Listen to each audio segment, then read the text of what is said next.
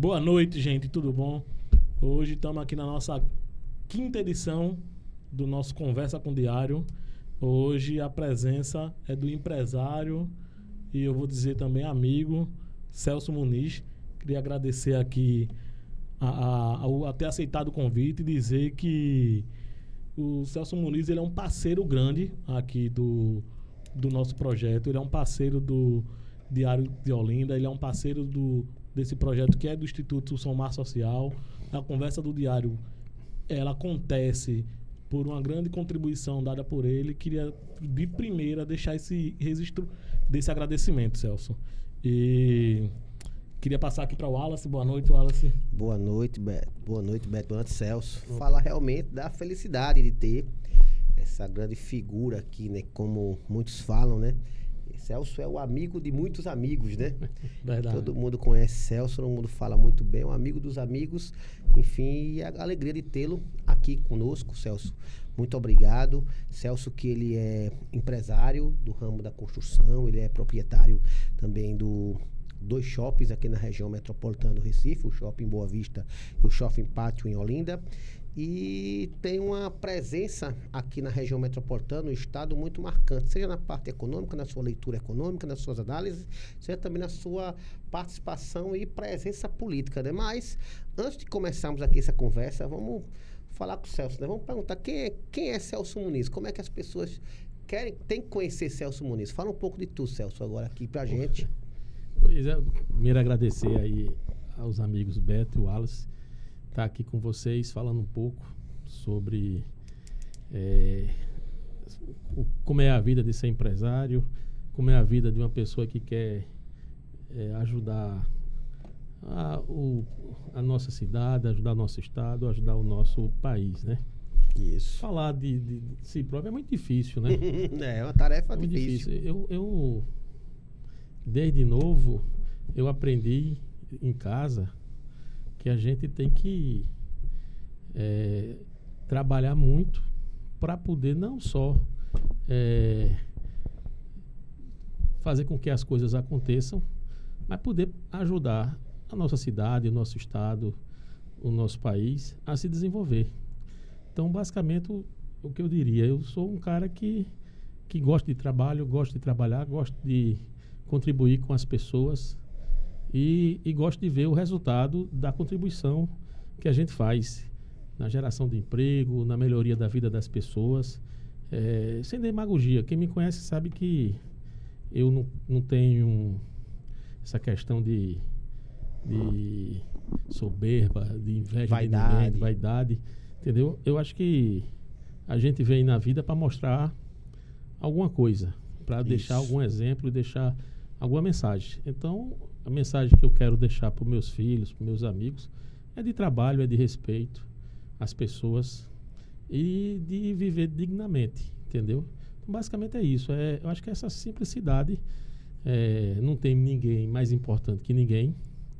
Isso eu fico lá no escritório chateado às vezes com pessoas que trabalham com a gente, que eu digo, rapaz, liga para a pessoa, fala com a pessoa liga uma vez, a pessoa não atende. Aí a pessoa liga, aí eu falo com ela, rapaz, você quer falar com a pessoa? Ligue 10 vezes que ela vai lhe atender. Certo? Porque quando você quer, você tem que ir atrás. A pessoa diz, não, só é porque você é o dono da empresa. Não, é por causa disso não. A perseverança e a insistência muda a vida das pessoas. Então, eu digo sempre, a pessoa tem que perseverar, tem que insistir, tem que lutar. Nada vem de graça. E quem trabalha, quem se esforça, quando você está lá embaixo, sempre tem uma mão que lhe acolhe, que lhe puxa para cima. Então, isso é que eu penso da vida. O trabalho...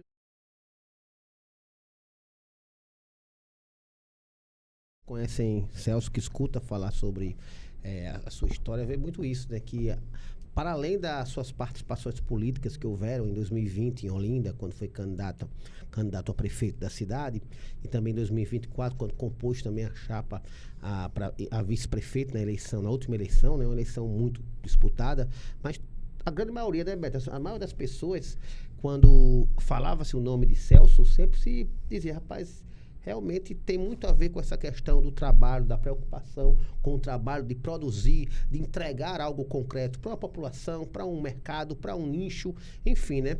Então, acho que é um traço muito marcante nele, né, Beto? Sem dúvida.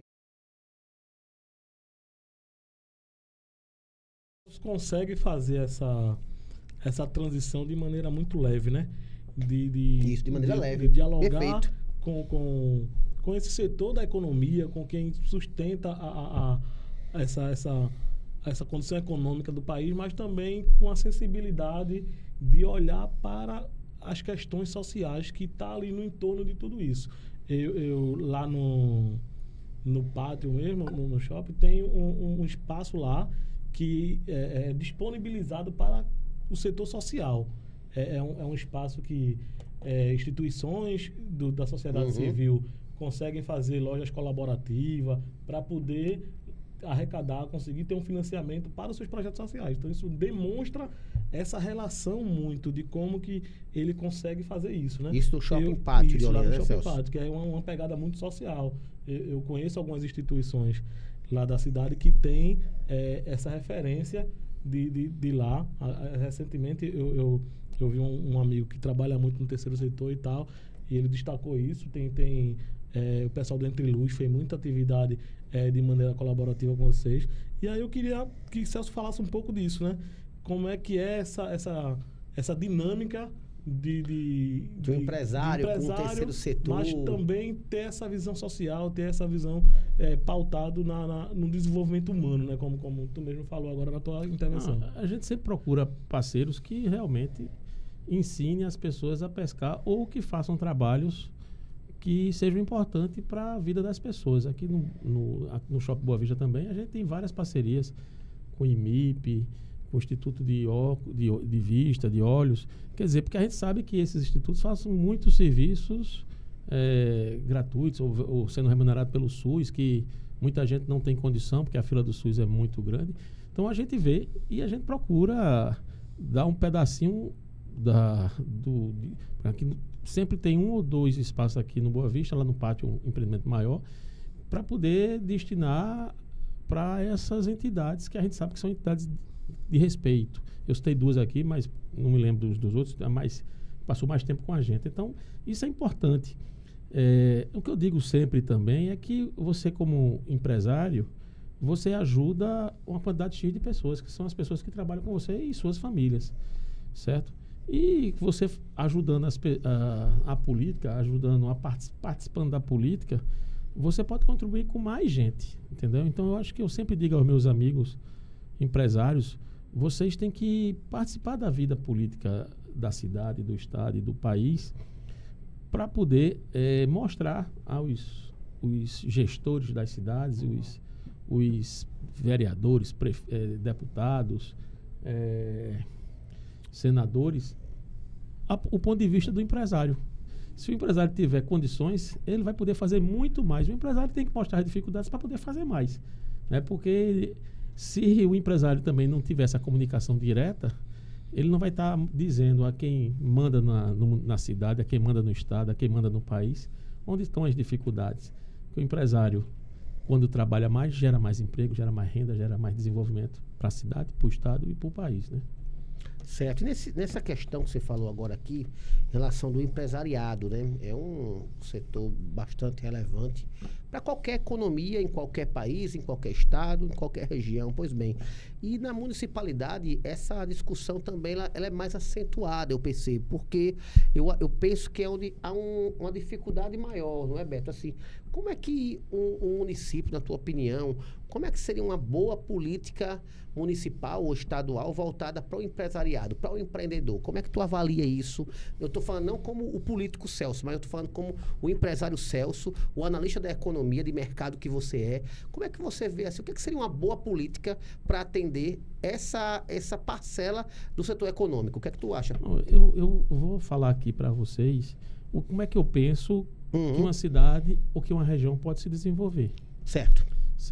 Você tem arranjos produtivos locais e tem arranjos produtivos de estados, né? Se você chegar lá no Centro-Oeste, você vai ver que a maioria dos empresários estão no setor primário.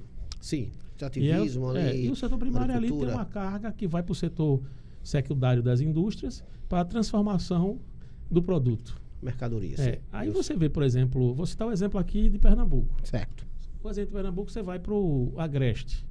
O Agreste ali, de Caruaru, Santa Cruz, Toritama, Vertentes, Paulo Texto Surubim. Né? Ali só fica desempregado quem quer, certo?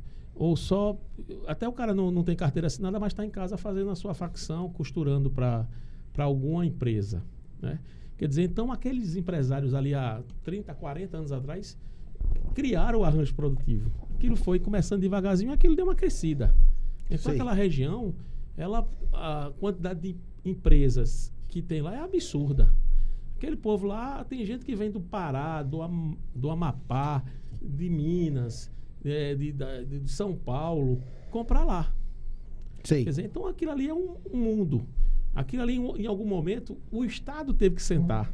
Eu me lembro que no governo, se eu não me engano, foi Jabas Vasconcelos, ou foi Eduardo Campos, eu não me lembro agora, existia a questão do um aumento de ICMS lá na produção lá.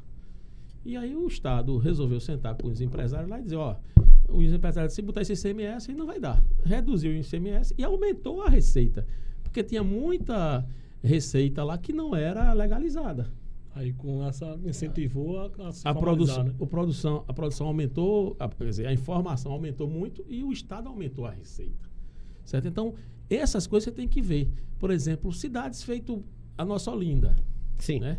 Eu digo isso sempre para os amigos, conversei com vários secretários de desenvolvimento econômico da cidade de Olinda, e digo sempre, e estou sempre para poder ajudar, porque você passa a eleição, na eleição lá o povo decidiu quem vai ser o gestor, então você não pode dizer, eu vou ficar contra o gestor que está e vou querer que a cidade se acabe. Não. A vida acontece. E a gente tem que ajudar a cidade a crescer, isso, a se desenvolver. A cidade de Olinda, quando se separou de Paulista, ficou com os morros, com os alagados e com pouca parte sólida, né? Quer dizer, então você tem muito problema para cuidar. Tem pouca terra, então você tem muita coisa para fazer. Então você pode fazer primeiro setor da economia em Olinda? Não. Porque não tem terra para fazer uma pequena indústria, né, para fazer indústria é o primeiro setor. Para plantar, para poder criar animais, né? Rebanhos ali, você tem a área rural que é muito pequena. Certo? Industrial.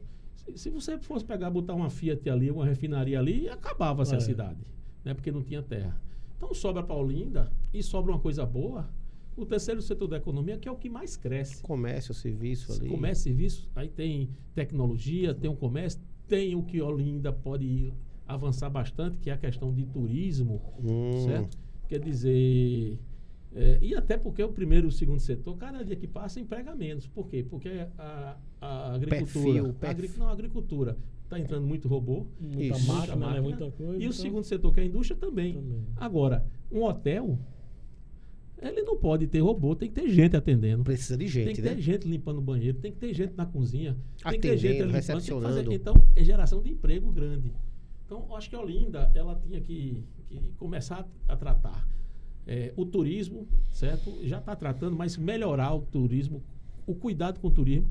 E aí vai, o que é que pode ter a relação, o link da gestão com o empresariado? Eu tenho que, por exemplo, quantos hotéis tem em Olinda? Tem muito pouco. Eu posso incentivar a hotelaria, muito pouco, né? Eu posso incentivar a chegada de hotel. Então, é uma sugestão que eu daria à gestão de Olinda. Vamos incentivar e atrair hotéis para Olinda. Atraindo hotel, você vai ter gente lá, ficando lá, né? Vamos ali organizar a colina histórica, que o turista, quando vem para Olinda, ele vem basicamente para a colina histórica. Tem um turista de mar. Aí vai depender... Na hora que as nossas praias estiverem com o aumento da terra, da areia, né? Como é que chama quando... A engorda da praia, né? Que aí o turista que quer vir para o sol vai ter que ter a engorda. Mas enquanto não tem, que é uma obra muito cara... Condição de banho, né? Condição de banho para fazer. Então, o que é que a gente tem que fazer? Incentivar o turismo. Mas gera pouco emprego, gera muito. Porque o turista precisa de hotel. Ele come... Ele vai comprar alguma coisa, vai ter gente lá fazendo o serviço de apresentar a cidade, certo? Então, quer dizer, você tem a lembrança que o cara leva para casa, na volta, então as lojas vão vender, mas então você tem um mundo de gente trabalhando. E a pessoa que vai trabalhar no hotel, no restaurante, vendendo coisas, nas tapioqueiras da Sé. Eles moram aonde? Moram em Olinda. Nos eventos culturais. Eles vão consumir aonde? Aí entra no setor cultural. Eles entram aonde? Eles moram, eles trabalham lá e vão morar aonde? Em Olinda. Então vai consumir no mercado do bairro, padaria do bairro. E aí você citou agora, Beto, um negócio que é importante. Eu digo dizendo sempre, é difícil, não é fácil. Nada na vida é fácil. Eu estou dizendo aqui que o cara falando isso aqui, faz o instalar, as coisas vão acontecer. Não é assim. A gente sabe das dificuldades que se tem para fazer as coisas. A dificuldade que tem para se discutir o carnaval, porque eu acho que o carnaval tem que em algum momento ser repensado. Mas, por exemplo, Olinda é uma terra de muitos artistas.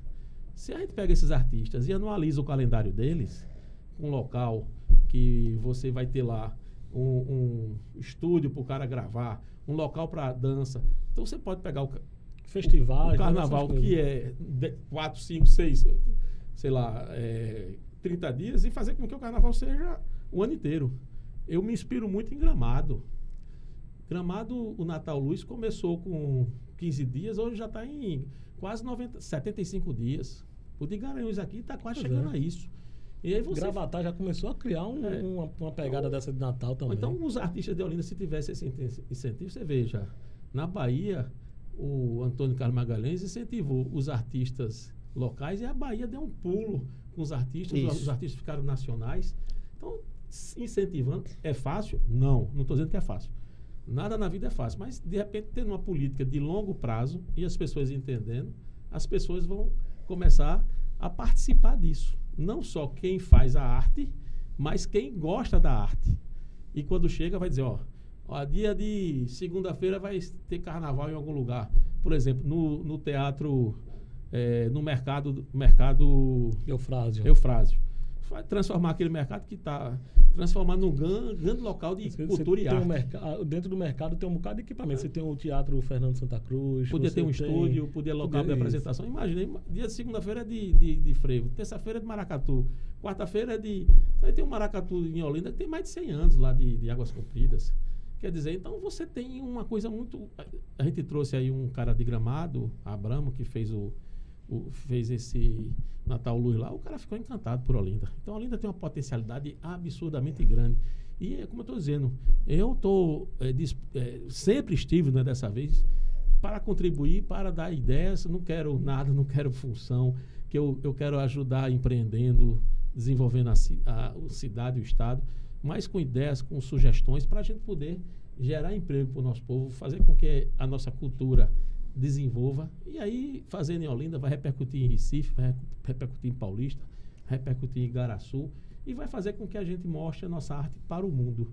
Então, o que eu acho dessa questão, você falou de empresários, como é que podia? Isso. Eu acho que é isso. Eu acho que a gente, na hora que a prefeitura entende essas coisas, a gestão pública entende isso, tem que ter uma decisão política, certo? Entendendo isso, eu acho que isso aí vai atrair hoteleiros, a conversa com quem faz arte, quem produz arte, dizendo vamos fazer isso, vamos fazer aquilo, vamos fazer um estúdio para o cara gravar um CD, gravar um DVDzinho, certo? Porque o cara às vezes não tem dinheiro para fazer nada, o artista, né? Não tem nada. Então, se você der uma condição mínima, esse cara vai desenvolver, vai-se embora. Então, eu acho que é chegado o momento da gente começar a ajudar mais a nossa cidade para poder fazer com que a cidade saia do patamar. Eu digo sempre, sabe? Eu estou falando muito aqui, mas eu digo sempre. Eu acho que a gente tem que procurar que a nossa cidade e o nosso estado ele seja superavitário para o que vier de Brasília ser complemento para investimento. Se o estado pagar as contas dele com o que ele recebe, o dinheiro que vem de Brasília é para investir. É um plus, Se o município fizer isso também, o dinheiro que vem de Brasília é para investir. Para não ficar dependente, né? Para não ficar dependente. Porque, por exemplo, o estado faz uma carteira, daqui a pouco a União começa a diminuir receita. Vai diminuir a receita do estado. Do estado também. Vai diminuir a receita do município. O que é que acontece? Prejudica todos os projetos de investimento do município e do estado. Pois é. Agora, parece que é algo que unânime, né, Beto? Essa questão das pessoas que vêm aqui falar sobre Olinda, sobretudo, fala sobre essa potencialidade que Olinda tem de ter um turismo, de ter uma produção cultural que vá para além do carnaval. Então, que consiga, de fato, exercitar outras possibilidades, que consiga explorar também os pontos positivos em relação a bairros. Às vezes também tem um turismo de base comunitária também, que é algo que vem crescendo no Brasil todo. Você conhecer alguns locais que estão um pouco à margem daqueles locais mais conhecidos a nível turístico, né? Você tem, por exemplo, o Sítio Histórico de Olinda, o Alto da Sé, é o ponto turístico mais visitado em Pernambuco. Mas ao mesmo tempo que tu vai para Tabajara, tu tem ali tu vais ali, fala aí, Beto. Ali, tu tem... Beto é conhecido desse canto, né? Tu tem o Castelo de Manjane, tu tem o turismo religioso, que era algo que poderia ser bastante explorado. Parece que Olinda é um gigante adormecido, né? Tu tem Ouro Preto com o Santuário de Mãe Rainha, tu tem ali Caenga com o terreiro de Ivo de Xambá. Não, você tem caixa d'água, Mestinado. Quer dizer, a gente tem uma pluralidade de leque, né? Um leque muito grande, né? É um gigante mesmo que parece que está adormecido, né, Celso? É o que eu estou dizendo. Essas são as coisas que o cara me pergunta às vezes, o que é que tu acha do Estado? O Estado tem que ser mínimo ou o Estado tem que ser máximo? Eu acho que o Estado tem que ser o ideal. O Estado tem que ser o indutor das coisas. Ele induz, depois ele sai. Ele mostra o caminho, depois ele sai e deixa dá as condições e deixa seguir. O cara ensina o cara a pescar e depois o cara começa pescando e vai-se embora. Entendi. Porque na hora que o cara começa a dizer, é feito o Bolsa Família, tem que ensinar, tem que ter a porta de entrada, mas tem que ter a porta de saída. Um dia desse eu estava aqui pensando e dizendo, puxa, por que as pessoas que têm Bolsa Família não querem um emprego de carteira? Porque perde o Bolsa Família. Então por quê? Não fazer com que o cara que tem Bolsa Família possa ter a carteira assinada e não perder o Bolsa Família. E a pessoa que está trabalhando ali, que tem aquele mesmo salário, tem um complemento de salário. É uma discussão que a gente tem que ter no país. A gente tem que fazer com que os nossos jovens peguem gosto pelo trabalho. Isso. Ele queira trabalhar, ele gosta de trabalhar, porque gostar de trabalhar é feito gostar de fazer exercício. Se o cara não começar 1 hora a fazer exercício, ele não vai gostar certo?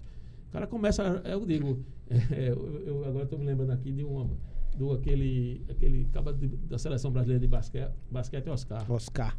Ele disse, certa vez, numa entrevista, que ele só saía da quadra depois que fizesse 1000 cestas. O cara, 1000 cestas não, acertasse 1000 cestas de 3 pontos. Quer dizer, então, e aí tem outro que Tiger Woods diz, quanto mais eu treino, mais sorte eu tenho. Não. O treino chega à perfeição. Então, o cara começou a treinar e começou a gostar do treino. E aquilo satisfaz ele. Então, essa coisa, eu acho que a gente tem que repensar isso no nosso país e tratar. Eu até aqui, eu vou aqui até lançar uma sugestão para o nosso secretário de Educação de Olinda, Odin, que é meu amigo, para criar já na escola, na Secretaria da Escola Básica lá. Fundamental. Níveis fundamentais. Mudou agora, quer dizer, algum tempo, na época minha era primária e secundária, fazer uma matéria de empreendedorismo. Porque na hora que o menino começa a saber o que é empreender, ele começa a tomar gosto. Começa a pensar nas contas, começa a fazer planejamento. E é um dos temários que está bem presente nas discussões. Eu vou até ligar para o meu amigo para dizer que, conversando com vocês, me deu essa dica aí, tá vendo? Sobre educação, essa questão da economia financeira, da educação financeira, da educação midiática, da questão do empreendedorismo, é algo assim que tem se discutido bastante, porque de fato tanto se fala sobre a questão de criar um Estado, uma estrutura que cria um equilíbrio entre o mercado e as demandas do Estado. Ora, tem alguns mais partidários que avaliam que as demandas do Estado têm que ser minimizadas, porque isso dá um descontrole nas contas públicas. Ora, outros setores passam a maximizar isso aí, devido até ao grau de desigualdade. Então, é um desafio para um gestor. É sempre tentar fazer essa equação. Mas você falou essa questão de educação, Celso. É um ponto importante, porque nesse negócio do... Fala, Beto. Do que é gasto e do que é investimento, né? Então, e aí é massa porque tu tá trazendo aqui uma visão de que educação é algo para ser visto como investimento. É algo que o cara precisa pensar que vai ajudar, vai ser um indutor para o desenvolvimento. E o gasto, ele transita por um outro caminho. Isso precisa ficar muito claro, né, na cabeça do gestor público. E eu acho que isso é algo que o setor, o empresariado, tem muito essa dinâmica de entender o que é gasto, o que se considera gasto, o que se considera desperdício, o que se considera investimento, né? Não, a única coisa que você não tira de um cidadão É a sua formação, sua né? formação. Você não tira. Você pode roubar o que for do cara. O carro. Patrimônio vai embora. Mas a educação que o cara fez na vida não tira. Eu digo sempre sobre educação, sobre estudar. O maior professor do mundo, se para de estudar, o aluno que ele ensinou vai passar por ele, se o cara continuar estudando. Então a vida é sempre aprender, sempre pesquisar, sempre estudar, sempre conversar. Numa conversa você aprende muitas e muitas coisas, né? Porque você, se tiver aberto a escutar. Se o cara não tiver aberto a escutar, não se aprende. Aberto a escutar é ver a posição do outro, ver o que é que o outro diz. Porque por que eu não posso, é impossível estar sempre certo. Eu tenho que escutar outra parte para dizer, você tem razão nisso, eu tenho razão nisso. Vamos seguir. O que eu tenho razão é eu aceitar a tua sugestão e a gente segue se as duas partes conversarem. Eu sou muito disso, de escutar e de seguir com o que eu fiz, com o que eu penso, se a pessoa concordar comigo, se eu estou certo em alguma coisa, ele está certo, juntar as coisas e prosseguir, e caminhar. É dessa forma que você caminha na vida empresarial, na vida pública. É dessa forma. Aí nesse debate de educação, algo que a gente vê no discurso de Celso, no seu discurso, nas suas intervenções mais políticas, é sobre essa preocupação justamente com a formação, mas é a formação também de mão de obra, a formação de pessoas qualificadas. Como é que tu avalias isso nessa questão? Vê, o empreendedorismo é um campo que... Beleza que é um campo em disputa. Há pessoas que têm um olhar sobre empreendedorismo de uma concepção X, outras pessoas têm um olhar com a concepção Y, e é natural, nessas questões mais conceituais, a gente ter essa diversidade de olhares. Mas a formação de mão de obra, Celso, você falou bem do terceiro setor, da economia, do setor econômico, do comércio, do serviço. Temos também as novas profissões que você também disserta muito bem, essa questão da inovação, da tecnologia. Como é que tu avalias hoje essa questão dessa preocupação? Como é que tu vê esse quadro de formar profissionais ou novos profissionais? Como é que tu avalia isso, Celso? Você me lembrou agora, em 2024, aqui a gente falava que essa questão do que vai vir por aí, se diz que muitas e muitas e muitas profissões vão se acabar e vão surgir outras novas. Isso. Certo? Eu sempre gosto de falar que no início de 1900 tinha um cara que era o cara que acendia a lamparina de noite, que a luz era a gás, o cara ia com lá, acendia. Cada poste chegou a energia elétrica, acabou essa profissão. Então a vida é assim, vai evoluindo e vai acabando profissões. Então a gente tem que preparar o jovem para as novas profissões. Eu falei de empreendedorismo na educação, mas tem que falar de robótica, tem que falar de tecnologia, tem que gerar intimidade para o jovem com isso. E gerar intimidade ao jovem e dizer o seguinte: hoje no Brasil, eu vejo isso, tá? E não vai aqui nenhum preconceito aqui e acolá, certo? Mas muitas vezes a pessoa acha que um curso técnico diminui a pessoa. Pois é. Existe uma concepção gritante nisso aí, realmente. Tem pessoas que defendem ao curso técnico. Sabe a importância? Outros têm essa mesma concepção sua. Eu acho que você falou agora aí. Eu acho que se o cara tem um curso técnico, não falta emprego pro cara. Já dependendo do curso superior que ele tenha, ele não vai arranjar emprego. Ele não vai estar no mercado. Não vai estar no mercado. Então a pessoa tem que fazer essa avaliação. Às vezes a pessoa vai escutar essa minha fala e vai dizer: você é preconceituoso, que você tem um curso superior e não quer que as pessoas galguem ali. Não é assim, não né? Não é isso. Até porque eu digo, independente da escola que o cara estudou, a escola superior, certo? O aprendizado depende do cara. Pode ser a escola, pode ser a melhor e a mais ou menos aqui. Se esse cara mais ou menos estudou, se dedicou, esse cara vai ter o mesmo conteúdo do que o cara que estudou na escola top. Ele vai ser um grande profissional. Vai ser um grande profissional, certo? Quer dizer, isso é o quê? É o cara estudar, se dedicar. Eu, quando eu estudava engenharia, eu ia do trabalho, já dirigia, do trabalho para a faculdade, a Politécnica, e aí eu ficava catando quem ia para Boa Viagem. Eu morava em Boa Viagem nessa época. Para quê? Para dar carona, porque eu dizia, o cara vinha do trabalho, como eu, vinha de ônibus, ia para casa de ônibus de 10 horas da noite. Cansado, para no outro dia acordar madrugada para voltar para o trabalho. E eu dava carona às pessoas para poder ajudar um pouco. Para ajudar um pouquinho, né? A volta, né? O retorno do cara, né? E que o cara acha que é pouco, mas meia hora que o cara vai ter a mais de sono, o cara vai acordar revigorado. E às vezes eu passava, quando era Quando era mulher, eu já, não era porque nada, não passava até para deixar a moça em casa, porque imagina, eu morava já quase ali em Piedade. E tem uma amiga nossa, a Rosângela. Mora as Candeias. Não, ela morava em Jardim Maçangana, Piedade. Quer dizer, da minha casa para lá, ela não ia demorar mais tempo e ia ficar num lugar pior para pegar ônibus do que se ela estivesse lá na Agamenon. Entendeu o que eu estou dizendo?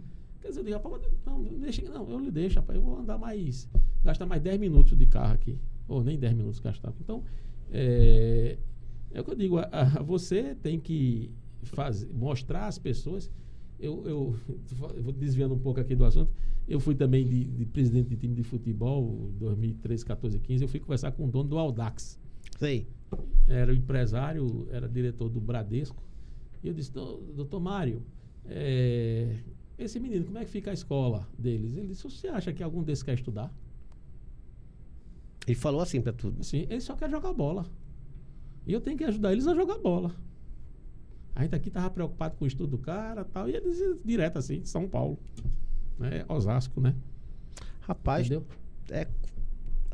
empreendedor, empresário do ramo de shopping center. Já fui de futebol. Construtor agora de futebol. Essa é nova. Teve outra profissão, teve outra atuação assim curiosa, Celso, que tu atuasse. Eu sou torcedor do América e... Do América do Recife? Do Recife. 6 vezes campeão pernambucano. O Wallace em 2014, a gente foi 4º colocado do Sub-20. Em 2014 fomos vice-campeão. Em 2015 fomos vice-campeão do campeonato Sub-20. A gente investiu no Sub-20 justamente para poder ajudar os meninos mas depois eu desisti do futebol, porque futebol é uma coisa muito difícil também. Atenção, torcedor do América aí, temos aqui, ó, rapaz, um torcedor especial. Herança. Aqui. Meu pai é torcedor do América, foi uma herança já do meu pai. As pessoas diziam que, trazendo um pouco para essa questão histórica, as pessoas diziam que os bailes na sede do América eram os melhores, né? Não foi da minha época, né? Não, né? Mas o povo dizia muito isso, dizia que, rapaz, os melhores bailes de carnaval. Papai, quando foi presidente do América, em 69, e ele me dizia que os bailes eram muito bem falados. Pesquisando sobre o América. Muita gente casou e muito menino nasceu dos bailes lá. Baile acho que é a Estrada do Arraial, por ali, Estrada né? do Arraial. Isso aí. Mas vamos lá. Rapaz, Celso, você fala muito bem. Então, vamos voltar para o desenvolvimento econômico. Certo. Vamos lá. Mas eu confesso que essas histórias aí, elas também chamam a atenção. Da história de Celso, da trajetória dele aí, como cartola do futebol, tá vendo? Mas vamos lá. Rapaz, sobre essa questão do desenvolvimento econômico, a gente atinge um grau de desenvolvimento com parcerias entre o poder público e iniciativa privada, Celso? Eu te pergunto porque é outro tema que pode parecer simples, mas é polêmico.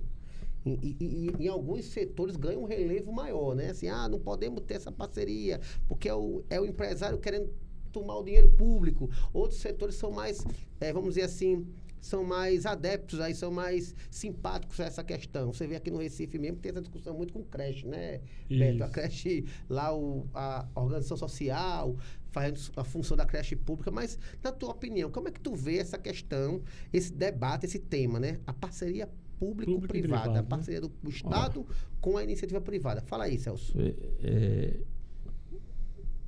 Veja só, a Prefeitura, o Estado, a União é uma empresa. Uma empresa. Ela recebe imposto, paga as despesas de funcionário, de custeio, e o que sobra vai para investimento. Se o serviço, primeiro, se o setor público ela fizer de tudo, não dá certo, porque você não vê o cara que faz construção e fazer doce ali na esquina. Você não vê isso, né? Quer dizer, então, se o serviço privado for mais barato do que o serviço público e mais efetivo, por que não fazer? Então, as parcerias público-privadas, as concessões são muito bem-vindas. Por quê? Porque você, imagina, você vai destravar a infraestrutura do Nordeste, de Pernambuco, do Brasil. Requer muito investimento para você fazer a infraestrutura. Estrada, energia, água, esgoto. Se o cara vai e faz PPPs, concessões, quem vai fazer esse investimento? A empresa privada, ou por PPP ou por concessão. E para o Estado, A concessão, isso aí muitas vezes, é durante 30 anos, depois aquilo volta para o Estado.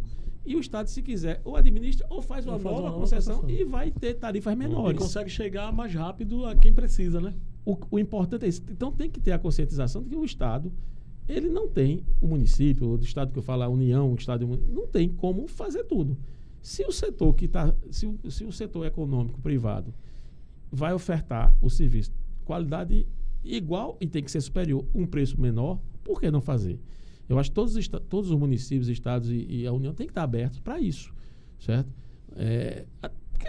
O que é que eu acho que tem que ter o Estado? O Estado tem que ter segurança, tem que ter alguma educação básica, e eu defendo que o Estado tenha a educação, por exemplo, eu defendo muito que a educação lá do jovem, do início da vida do menino, primeira infância, aquela educação tem que ser, desculpa o termo assim, foda. Aquela educação tem que ser de muita qualidade. Qualidade. Né? Por quê? Porque ali é onde forma a pessoa. É a base, né? A base. Se você pegar o seu avô, o seu bisavô, o seu tataravô, você via que ele tinha uma escrita, ele tinha um linguajar diferenciado. E não tinha... As escolas eram, se não eram públicas, eram de ordens religiosas. Isso era. Certo? E eram escolas top. E pouca gente tinha universidade. Porque tinham poucas universidades no Brasil. Certo? Hoje o Brasil tem mais universidade de direito, por exemplo, do que o mundo inteiro, juntando todas. Então, quer dizer, você tem que dizer, e eu digo sempre, do jeito que a educação pública foi ganhando com o tempo, isso não é coisa de 4 anos, 8 anos, 10 anos, é coisa de muitos e muitos anos. Como é que o filho de uma pessoa com dinheiro, como é que o filho de uma pessoa pobre, humilde, vai concorrer com o filho de uma pessoa com dinheiro? É impossível. É impossível. Porque o cara tem uma educação esmerada ali. Você vê quando o cara pega, se destaca. Muito desigual, né? Quando a pessoa se destaca numa escola pública, esse cara você tem que pegar ele e dizer, esse cara eu vou aqui levar ele para as melhores faculdades. Isso a gente tem que chegar. Agora tem que começar onde? Se você tiver uma boa escola básica, esse menino vai passar em qualquer faculdade pública. Sem precisar de como é que chama? De cota. De cota, de programas. Não vai precisar, se ele tiver. Se não tiver, vai precisar de cota. Entendeu o que eu estou dizendo? Hoje é necessário. Não estou sendo contra a cota, não. Entendo. Eu estou dizendo que hoje é necessário porque existe uma deficiência nessa relação. Mas se tivesse uma situação de melhor qualidade no básico, a gente ia estar precisando estar discutindo isso. Não ia precisar. É verdade. Entendeu? Então, eu, respondendo a você objetivamente, tem que ter. Certo? Tem que ter. Imagina, como é que se o Estado fizesse, o Estado de Pernambuco fizesse a concessão de fazer a 232 de São Caetano até Salgueiro, pedagiando ela. Que já é uma necessidade, né? Pedagiando ela de Recife até lá embaixo, até Salgueiro. A estrada ia ter menos morte, economia de combustível, economia disso. Depois de 20, 30 anos, voltava para o Estado cobrava uma tarifa pequena para manter, ia manter. Ia sobrar dinheiro para quê? Para poder investir nas coisas de segurança, de saúde, de educação. Entendeu? Pois bem. Nessa questão de eficiência, você trabalha bastante também essa pauta, né? Essa questão de que, além do desenvolvimento econômico, é preciso ter uma gestão pública eficiente. E quando a gestão pública não é eficiente, pode ter outras alternativas, até com a própria iniciativa privada. Mas, na tua ótica, como é que tu define uma eficiência na gestão pública, Celso? Como é que tu vê isso? Você como empresário, você como político, você como, enfim, engenheiro, você como dirigente de futebol, cidadão. O que é eficiência na gestão pública? Tem 2 tipos de medir eficiência. Primeiro aí. É relação custo. Quanto é que custa para você fazer um jovem estudar? Quanto é que é o custo para ser uma operação? O custo para formar aquela mão de obra. Quanto é o custo para você pegar uma pessoa e quanto é que custa cada cirurgia? Você tem isso, certo? Então, você tem modos de você medir isso. Sei. Então, você vai medir isso, tá? Aí, obviamente, mantendo tudo a qualidade. Você não pode pegar, medir laranja com abacaxi. Tem que ser laranja com laranja. Certo. Então, você tem esse modelo de fazer. Eu acho que esse modelo é o modelo mais adequado. Tá certo? Se você fizer este modelo, certo? Fica claro, transparente. Agora, isso precisa de tempo para você chegar a ele. Você tem um custo hoje, Aí você vai ter que dizer, vou entregar todas as minhas escolas, vou entregar todas as minhas áreas de saúde, vou me entregar tudo. Não, vou entregar um pedaço e vai medindo. É interessante entregar tudo a todo mundo? Não, entrega um pedaço a fulano, um pedaço a cigano, para poder você medir quem é o melhor daquilo ali. Gera até uma concorrência na prestação da qualidade do serviço, né? E quem vai dizer, isso é uma coisa, é o custo. Isso. E quem vai dar, eu falei 2, não foi? Isso. E quem vai dar a segunda resposta? É quem vai usufruir do serviço prestado. O usuário ali. O usuário. Se o usuário dizer, por exemplo, hoje, tem serviços que tornam-se concessão e o povo não gosta do serviço. Vamos pensar numa UPA. Vamos pensar eu quero dizer nas agora, UPAs, a UPA, a saúde, e a UPA, ela tem você consegue, tem esse parâmetro, né? Porque como a maioria das UPAs, são várias OS que administram, então você consegue mensurar a qualidade. Você vira e mexe, você escuta aí no meio da mídia, no jornal e tal, uma determinada UPA de alguma região, que o serviço está ruim, que está de má qualidade, que está faltando um médico, não sei o quê.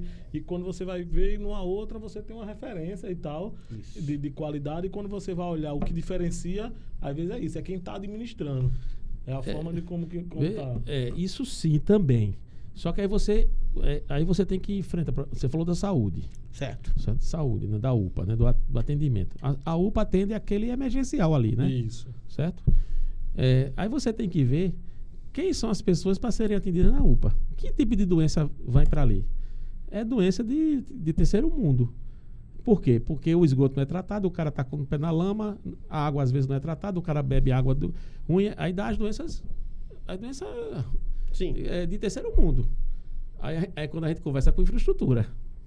Que aí é outra se a rua tem drenagem, se a rua tem saneamento, essas doenças vão diminuir? Vão. Muito. A procura das pessoas nessas UPAs vão diminuir? Sim, vão diminuir. Então, você tem que olhar a coisa como um todo. É uma reação em cadeia, né? Reação em cadeia. Então, você hoje, é difícil você dizer que o SUS... não tem como o SUS fazer uma boa prestação de serviço. Porque muita gente... Porque a gente não tem saneamento. Você chega... Em Recife tem... Quanto é? 30 e tantos por cento, 40% de saneamento. A gente não chega a metade. Metade. Olinda, quantos tem? Mais ou menos nessa tá certo? batida, Então, assim. como é que você vai querer que as doenças básicas, disenteria, disso, daquilo outro, o cara tenha? Aquela doença que a perna... Esqueci o nome. Filariose. Como é que é natural que se tenha. Isso. Tá certo? Aí tem rato, tem isso, tem aquilo. Então, é natural. Então, restado. Aí tem que conversar com a infraestrutura. Tem como fazer a infraestrutura o Estado dessa área toda? Não tem. Certo? Então, o Estado tem que dizer, eu não tenho capacidade econômica de alcançar. Então, eu posso fazer mais rápido? Posso. Então, por isso que eu digo aqui e defendo isso, por quê? Porque a vida das pessoas vai melhorar. E a vida das pessoas vai melhorar por quê? Quem está com isso aqui? Beto tu tá escondendo aí, certo? Quer dizer, mas... Os meninos novos não sabia nem pegar um telefone daquele que você rodava assim. O menino nem sabia como ligar. Certo? Linha telefônica era patrimônio. Bolsa de valores, né? Eu lembro que na época tinha gente que tinha 100 linha telefônica que vivia de renda. Alugava, né? Da noite pro dia, o cara ficou pobre. Por quê? Porque hoje tem mais linha de celular do que gente no Brasil. Eu tinha um vizinho que ele vendeu as ações dele de uma linha telefônica e construiu a casa dele. Então, o que eu estou dizendo é isso, entendeu, Alice? Um gestor, ele tem que, além de ser um administrador, ele também tem que ser um analista de resultados? Tem, lógico que tem. O cara não precisa ter tantos ministérios, tantas secretarias. O cara precisa ter junto para ficar melhor de conversar. Imagina, como é que você vai conversar com cada membro da sua equipe se você tem muito? Certo? Então, você tem que avaliar cada setor importante do município, do estado, da União. E você tem que fazer com que o que você visualizou, se aquilo foi atendido. Se não foi atendido, por que não foi atendido? E como é que faz para corrigir? Às vezes você bota uma meta bem mais ambiciosa do que você podia atingir. Certo? Então, quando o cara bota uma meta bem ambiciosa, o secretário vai dizer, a gente não vai atingir essa. Vamos para a realidade, essa aqui, a gente vai aumentando. Então, lógico, você tem que... A prefeitura o Estado e a União são empresas como outras qualquer. Se sobrar dinheiro no caixa, sobra dinheiro para investimento.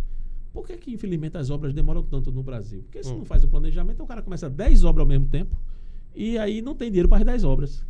A obra que era para durar 2 anos, dura 20 anos. E é resultado. Aí no Brasil tem esse negócio. O cara não quer terminar a obra que o cara começou e termina ficando parada. Certo? Então, se o cara disser, eu vou fazer uma obra por vez, terminei isso aqui, a obra é naquele período, vai ficar mais barata, certo? E você vai terminar, no final, fazendo mais. Isso tem que tratar de forma de empresa. É assim que eu penso. Quer dizer, eu penso, se a pessoa quiser conversar comigo e me mostrar que o caminho é outro, eu vou, obviamente, sentar e conversar. Sentar e conversar, né? É.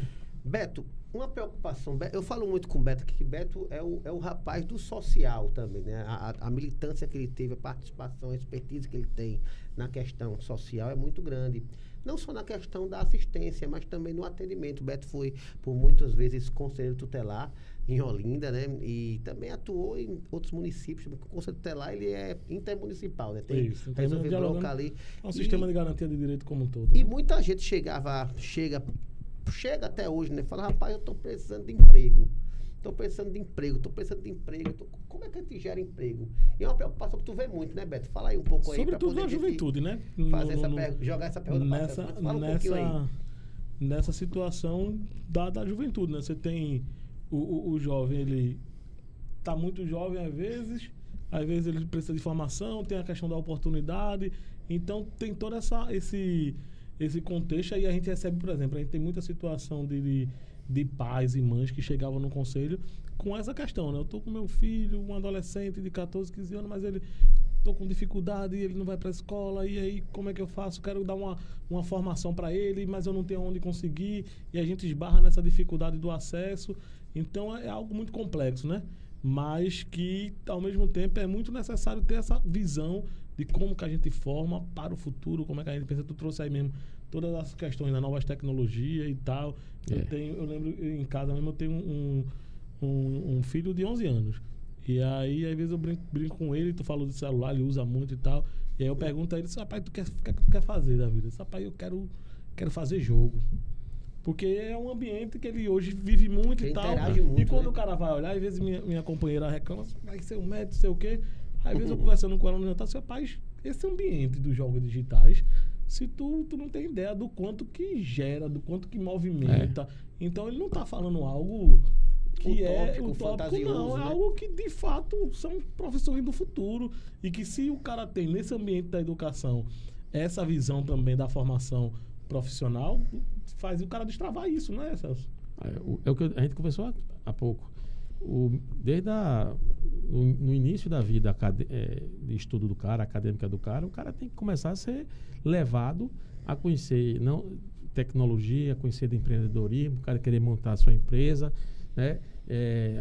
Você falou do seu filho, tecnologia, o que é robótica, como é que faz jogo, como é que faz isso, como é que faz software, como é que faz tudo, né? Para poder o cara entender.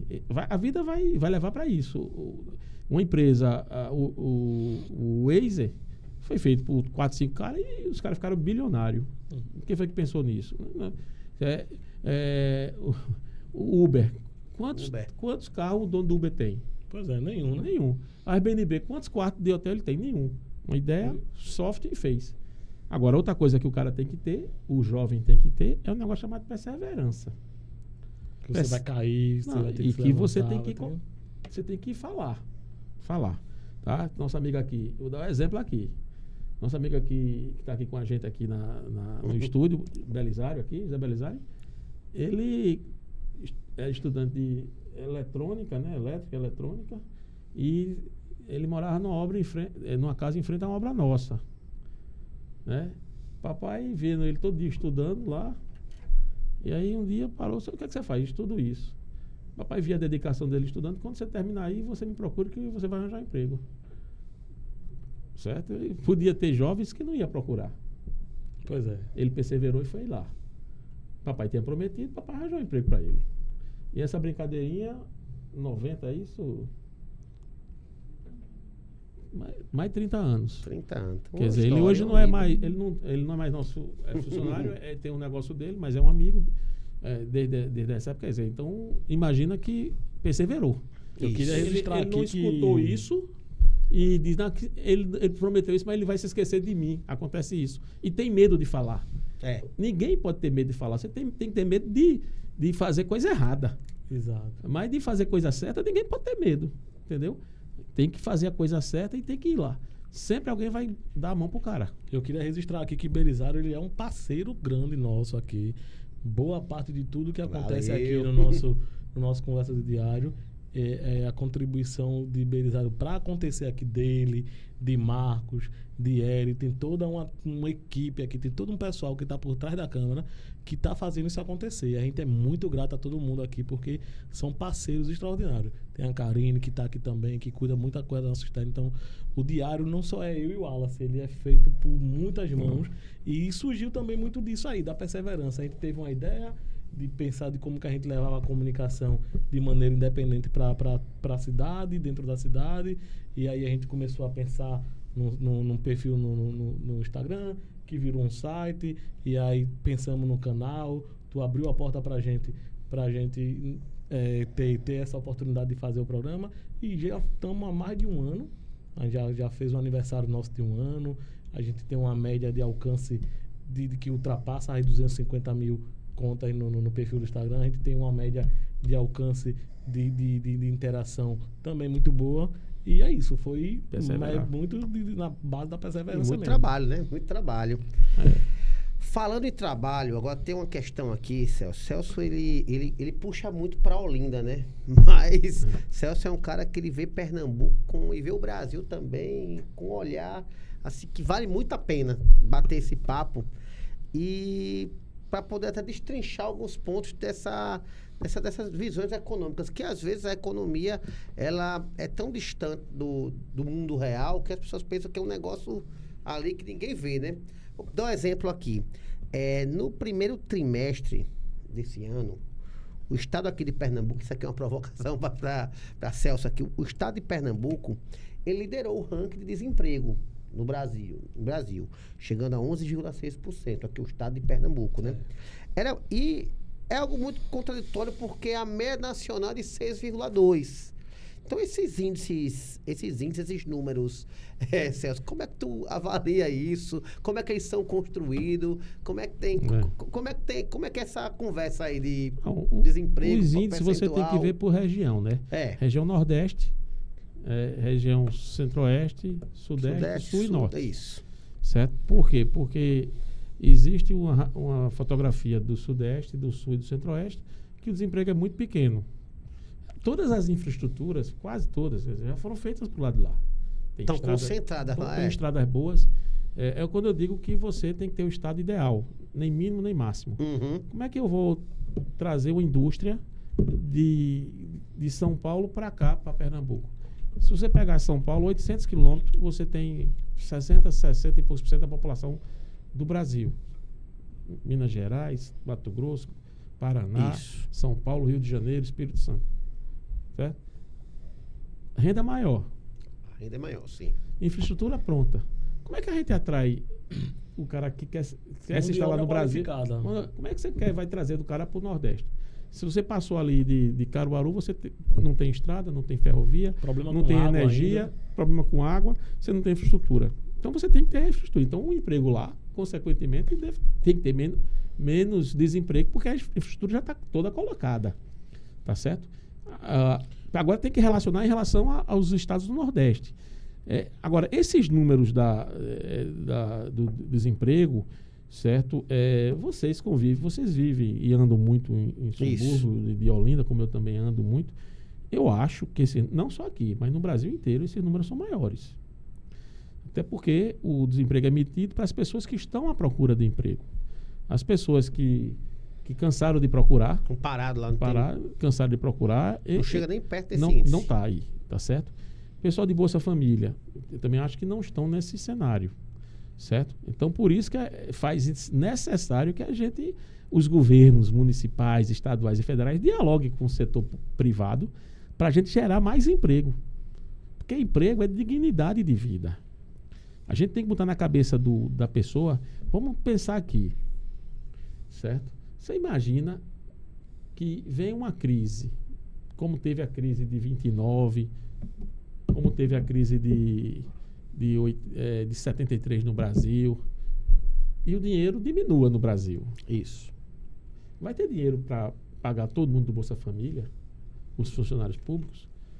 Porque a pessoa pensa muitas vezes, a pessoa que não estuda mais, pensa que o dinheiro é público. O dinheiro não é público, o dinheiro é gerado pelo trabalhador, pelo empresário e através dos impostos. Por isso que eu digo sempre... A máquina tem que moer para poder gerar o imposto. O dinheiro é do cidadão. Porque até o cara do Bolsa Família, quando vai no mercado comprar, ele está pagando imposto. E para ele, proporcionalmente, é muito mais pesado do que um cara que tem mais dinheiro. De outra maneira. Porque ali é muito mais caro o imposto que ele paga ali. Então, por isso que eu digo que eu acho que tem que ter um incentivo ensinar o cara a trabalhar, ensinar o cara o empreendedorismo, ensinar desde cedo na escola como é que você vai... se profissionalizar, se profissionalizar, certo? Por quê? Porque se a gente tem que pensar sempre em cenários. Cenário de um problema. As economias do mundo, todos com o Covid, todos os países do mundo se endividaram de forma absurdamente grande. Já vivenciou isso agora, né? Os países se endividaram. Isso. Então, até quando que o povo vai continuar comprando? Porque quem que financia o governo federal do Brasil, o governo federal dos Estados Unidos? São quem compra os títulos dos Estados Unidos, os títulos do Brasil. Na hora que o cara dizer, não vou mais comprar porque eu acho que os Estados Unidos não vai pagar, o Brasil não vai pagar, certo? Resultado, quebra a economia, aí é uma confusão grande. Então, eu acho que a gente tem que começar a fazer isso. Então, é isso que eu digo. Esses números, eu acho que a gente tinha que fazer um estudo e dizer, esse aqui é o número para quem não procura. Isso. Quem está no Bolsa Família. Agora, se o cara fosse procurar e se o Bolsa Família não fosse considerado, o número seria esse. Por trás de um índice tem muitos elementos que desaguam, né? Ali que precisam ser analisados. Quer dizer, aí, na verdade, o cara faz... não sei por que os governos fazem isso, que tipo de análise. Eu, obviamente, nunca estudei a fundo isso para até estar falando isso, mas é o que você vê. Você anda por aí e a quantidade. Quantas pessoas, quando você no Conselho Tutelar, pede emprego a você? Quantas pessoas não pedem emprego a mim todo dia? Imagina. E eu brinco e dizendo, só tem 3 jeitos do cabo arranjar um emprego.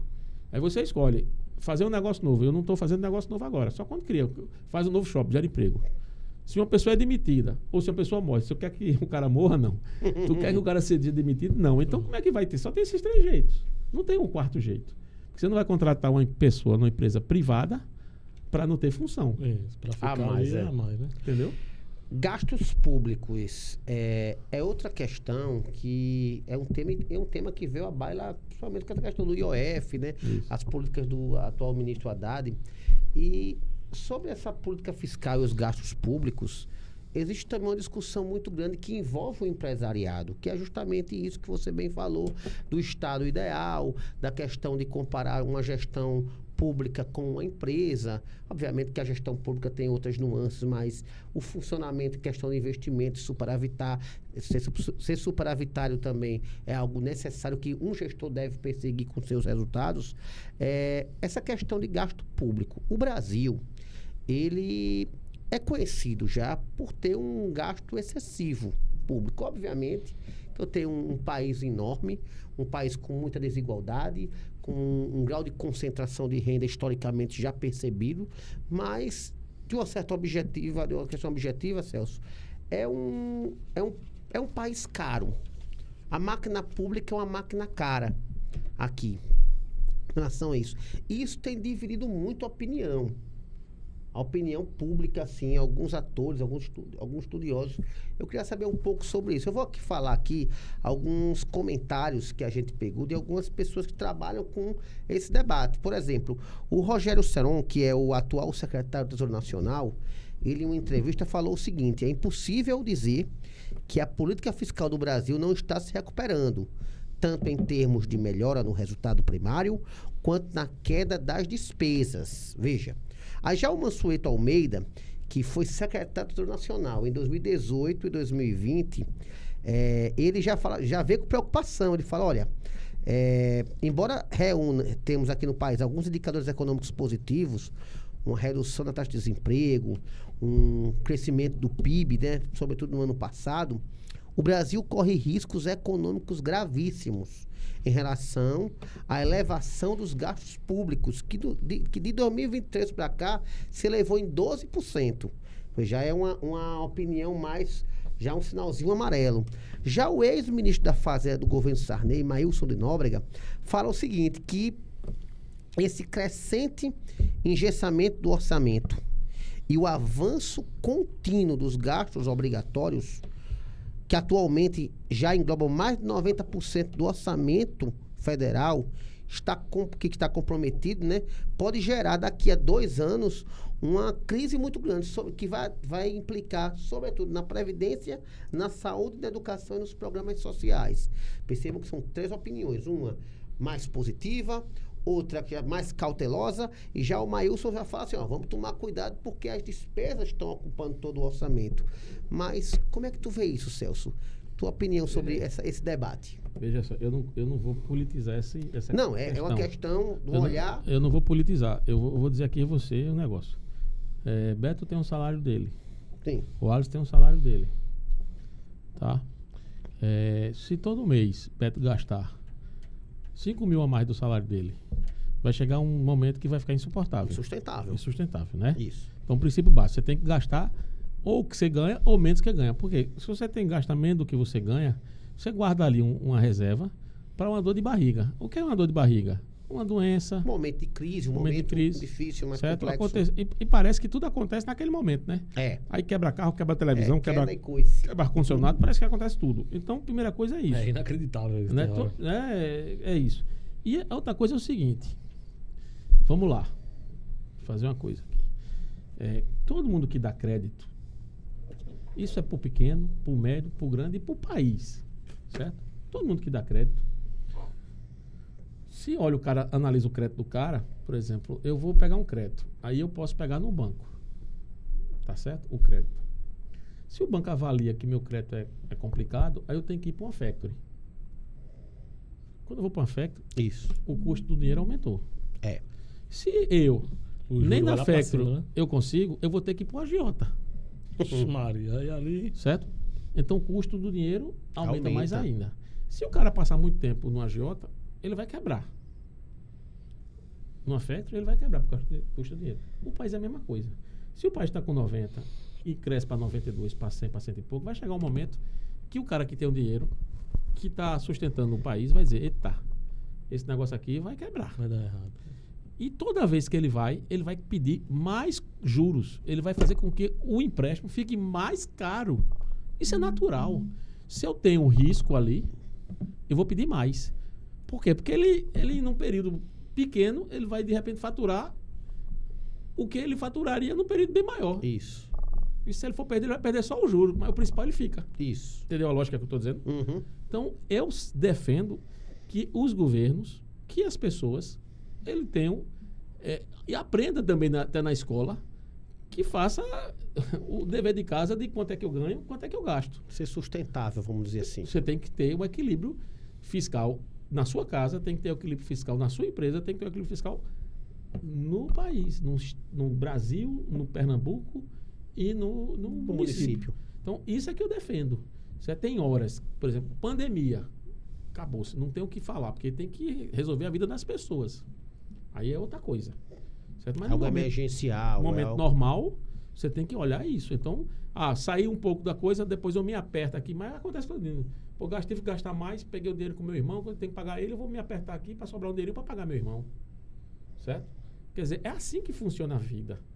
Então, a vida da gente, a nossa família, tem que repercutir no Estado. É assim que o Estado tem que fazer. Imagina se o Estado vai pagando, tem uma hora que não vai ter.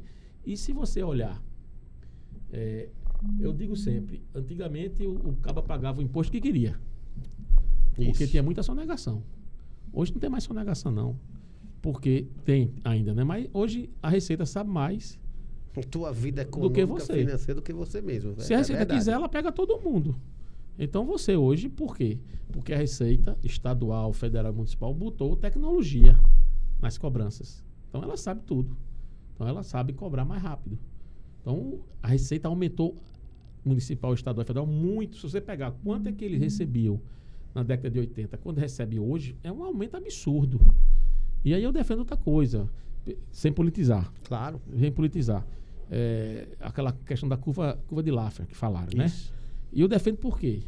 Porque se eu reduzo, por exemplo, o imposto do combustível, sobra dinheiro no bolso de Wallace, no bolso de Beto, e o dinheiro que sobra, você consome no supermercado do bairro que tu mora, na pizzaria do bairro que tu mora. E aquela economia vai girar. E o cara da pizzaria, o cara do mercadinho, da padaria, do supermercado, ele vai comprar e a economia vai girar. E não fica concentrado em poucos itens, porque, por exemplo, combustível, os itens que o governo já cobra, quando o combustível sai da refinaria, o cara já pagou ICMS. Isso. Tem um termozinho que dá, entendeu? Mesma coisa é que os maiores produtos é assim. Então, isso, antigamente o ICMS era imposto de circulação de mercadoria, hoje não é, porque você paga antes. Né? Teve uns 4 anos atrás, né? Teve uns 4 anos atrás, um amigo meu que tinha 4 lojas de informática, certo? E ele tinha estoque. Aí disseram, não, tu vai ter que antecipação tributária, o termo é, tu vai ter que pagar o estoque que está na tua loja. Terminou ele fechando uma loja, fechando outra, porque tudo que ele comprava começou a ter antecipação. Aí tinha produto que ele passava um ano para vender, o imposto já estava pago. Aí depois a mercadoria que você tem na tua loja, tu tem que pagar o imposto. Aí ele ficou sem giro. Meu Deus do céu. Quando fica sem giro, o cara tem que fechar. Fica insustentável. Insustentável. Então, é isso que a gente tem que... Eu digo sempre para meus amigos. A próxima discussão que os empresários, os empreendedores têm que fazer é a discussão do custo do país. Você ouve muito falar isso, o custo do Brasil. É isso. A discussão do custo do Brasil. Eu não estou aqui defendendo nenhum empresário que faz nada errado. De forma alguma. Certo? Até porque não pode fazer nada. Como também e funcionário não pode fazer nada errado. Todo mundo tem que ser certo. Minha obrigação é de fazer tudo certo. Claro. Certo? Então, quer dizer, mas... e eu vejo meus colegas incorporadores, donos de empresas, eu vejo muito pouca cara errada. Tem cara errado, que não paga a conta. Mas foge a regra. Foge né? a regra, porque não pode ser assim. Tem que foge a regra, é uma minoria. Então, temos que trabalhar com quem não está na clandestinidade, é quem está... Então, é o que eu acho. Eu não quero politizar, porque isso é muito... Mas eu discuto isso com qualquer pessoa na boa, discutindo numa questão de colocar ponto de vista, entendeu? Mas esse é um debate que ele é de interesse da população em geral, não é da fração A, fração B, da esquerda, da direita. É a sustentabilidade de um país. E precisa ser. Quanto mais pessoas tiverem interesse em discutir essas questões... ajuda o cara a ter mais entendimento da situação, do que está acontecendo, de que aquilo que está acontecendo ali vai impactar no dia a dia dele, né? Então isso tem um papel importante. Isso é bem delicado. Eu digo sempre, sabe qual é o dinheiro caro? Sabe qual é o dinheiro caro? Não. Qual? É o que você não tem. É o que não tem, né? E quando o rapaz vem aqui e fala assim, rapaz, vamos cortar verba pública em nome de uma sustentabilidade, aí a pessoa mete o cacete nessa pessoa, é um insensível, mas assim, não é tirando a grandeza de cada questão, mas é essa questão do equilíbrio, que é algo que os economistas, se não tiver, não consegue fluir, não consegue fazer essa máquina girar. Mas é um pouco disso, Celso. Quero agradecer aqui, a gente está chegando ao final, né, Beto? Isso aí. Eu quero agradecer aqui essa questão, adorei esse bate-papo, aprendi muito, até que você foi dirigente do América, isso aí, vou levar para todo canto, mas quero agradecer aqui, passar para Beto, para poder a gente... É isso, Celso, queria muito agradecer, eu acho que já tem um tempo que eu, enfim, vinha insistindo em fazer esse convite, porque eu sabia que ia ser algo muito diferenciado, porque a gente já, como eu disse, estamos na nossa 5ª edição, e como ela se falou aí, foi uma aula. A gente conseguiu aprender muito sobre essa relação de público, de privado, das contas, e de maneira simples. Eu confesso aqui que tu trouxe pra gente todas essas questões que quando o cara vê na televisão sobre economia, macroeconomia, microeconomia, todas essas questões, que é bem complexo para o dia a dia, para o cidadão comum, mas tu conseguiu trazer aqui algumas questões de maneira leve e bastante didática. Eu acho que isso ajudou bastante quem está assistindo a gente. Queria agradecer muito a você, tanto pela presença hoje, por ter aceitado o convite, quanto por toda a parceria que você vem fazendo com a gente. Dizer que a gente, parte do que a gente conquistou e do que a gente é hoje, como você diz, da nossa perseverança, mas também é dessa relação de construir pontes e amizades que a gente constrói, e você é um grande parceiro nosso nisso. Queria deixar isso aqui bastante registrado porque eu aprendi, tem um negócio que eu digo muito, na política eu aprendi com um camarada lá, Marcelo Soares, que ele diz muito o seguinte: gratidão é uma dívida que não se prescreve. Ele diz muito essa frase e eu acho que ela é muito significativa. Eu guardei ela muito para minha vida. E a gente tem muita gratidão por toda essa parceria que você tem com a gente. Valeu. Não, queria agradecer aqui uma hora que passou correndo, né? Já foi mais de uma hora. 1 hora e 10 minutos, já mais foi correndo. E é isso, foi falar um pouco do que pensa. Eu acho que muita gente tem um olhar assim para o empresário como se fosse um lobo mau. O empresário não é lobo mau. O empresário, muitas vezes, ele vai dormir preocupado com a conta que ele tem que pagar no dia seguinte, com o salário do funcionário que ele tem que pagar. Então, a maioria dos empresários, ele trabalha para ajudar o país a avançar, a crescer. E isso eu coloco para meus amigos sempre. Dizem, se a gente não participar da vida do nosso país, se a gente não participar, depois a gente não pode reclamar das consequências de a gente não ter participado da vida do país. Verdade. Consequências de segurança, todo tipo de consequência. Então a gente tem que participar para a gente não ficar omisso e depois dizer, vou ter que ir embora, vou ter que botar grade na minha casa, vou ter que andar com carro blindado, vou ter que fazer isso. Então não é assim. Então é dessa forma, e queria novamente agradecer e dizer que você falou em pontes. Eu acho que a pessoa, todo mundo tem que viver construindo pontes e não detonando pontes, nem jogando bomba em pontes. Pensamentos divergentes todo mundo tem, mas acho que o máximo da vida é você, quando tem um pensamento divergente, você sentar e tentar colocar o seu pensamento e convencer a pessoa ou ser convencido. Se não convencer a pessoa, não ser convencido, vai ter um grupo maior de pessoas que você vai tentar convencer, outra pessoa vai tentar convencer. Quem conseguir convencer mais número de gente, a democracia, isso, é que leva o louro final da coisa. Então é assim a vida, é assim que eu acredito. E na minha vida toda, eu sempre fui de construir pontes. Eu nunca fui de dinamitar pontes. Tem gente até que estranha. Pô, esse cara fez tanta sacanagem contigo e tu está falando com ele. Lógico que eu vou fazer. O pensamento do cara é diferente do meu. O que é que eu vou estar brigando com o cara? Resolve? Não. É a questão do teu carro e da jamanta, né? Que vem, né? Do bitubo. Tu vai para cima do bitubo ou tu vai desviar do bitubo? Nada, sou doido. Né? Então é isso. Agradecer novamente e vamos embora fazer muito mais programa diário de Olinda e, de repente, fazer como tem esses podcasts aí, fazer um canal. Estou vendo que todo jornalista hoje tem um canal no YouTube, fazendo diário. Tem gente que faz diariamente, né? O nosso ele a gente tem um canal já lá. Tem um canal que é o Diário de Olinda. Tem o site, o programa ele vai pro nosso canal no YouTube e fica no nosso site, diariodeolinda.com.br, e a gente transmite também pelo Instagram. Tem alguns flashes e tal. Tá bom. Vamos embora. Obrigado aí novamente e vamos com Deus. Deus agradecer a todo mundo. Que Deus abençoe a gente. Que daqui ainda, nos próximos dias, estamos anunciando um próximo convidado e dizer para vocês o sentimento de gratidão aqui. Até a próxima. E Diário de Olinda, a cidade acontece aqui. Valeu. Um abraço.